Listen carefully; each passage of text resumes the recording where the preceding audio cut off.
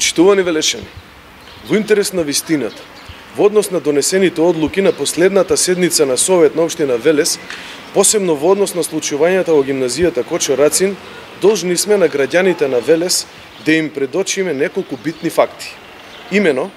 на Facebook профилот на пратеникот Игор Здравковски беше објавено обраќање до министерот за образование дека во гимназијата Кочо Рацин во Велес не смее да се дозволи да бидат примени ученици кои имаат помалку од 60 бодови од основното образование, бидејќи со тоа ќе се нарушил имиджот на гимназијата, како и дека МОН го силувал образовниот процес во Велешката гимназија со отварање на 5 паралелки на македонски наставен јазик и 2 паралелки на албански наставен јазик. ДПМНЕ, како и секогаш, така и сега бегаат од вистината и од одговорност. Пратеникот од ДПМНЕ Игор Здравковски намерно не го спомнува барањето на директорот на гимназијата Иле Попов, доставено до МОН, со кое бара од Министерството да му даде позитивно мислење за формирање на 5 паралелки на македонски и 2 паралелки на албански наставен јазик. Повторувам, Министерството за образование и наука, како позитивен одговор на барање на директорот на гимназијата Кочо Рацин за формирање на 5 паралелки на македонски и 2 паралелки на албански јазик. Директорот на гимназијата, господинот Иле Попов, пак е член на ВМРО ДПМНЕ и директно поставен на таа функција од градоначалникот Марко Колев и Игор Здравковски како претседател на ВМРО ДПМНЕ во Велес. Истиот директор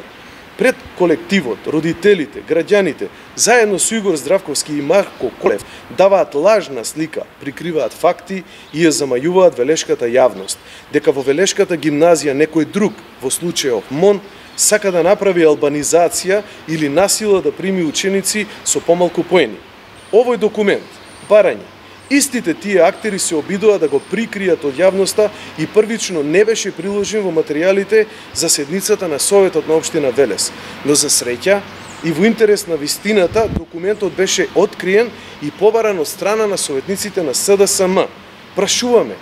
дали пратеникот Игор Здравковски беше лично присутен во општина Велес за да ги убедува советниците на ДПМНЕ да гласаат за точката на дневен ред, каде ќе им беа дозволени 5 паралелки на македонски и 2 паралелки на албански јазик. Но според нашите информации, после внатрешни несогласувања во советничката група на ДПМНЕ, кога неколку советници немало да ја поддржат одлуката по никоја цена, затоа истите актери го смениле мислењето и почнале да смислуваат тактика како да обвинат некој друг за настанатата ситуација. Повикуваме на одговорност за актуелните настани од наведените лица, посебно заради фактот да директорот на гимназијата лично потпишал барање за 5 паралелки на македонски и 2 на албански јазик, а се дрзна, заедно со Колев и Здравковски, да лажат и да се играат со чувствата на родителите, професорите и учениците. Ако некој не е способен да ја води најстарата гимназија во државата, наместо да прави конфликти и штета на целиот образовен процес, најдобро е да си поднесе оставка. Гимназијата беше и остана авангарда на општина Велес и не заслужува во вакви ниски политички игри да се спомнува незиното име. Ви благодарам.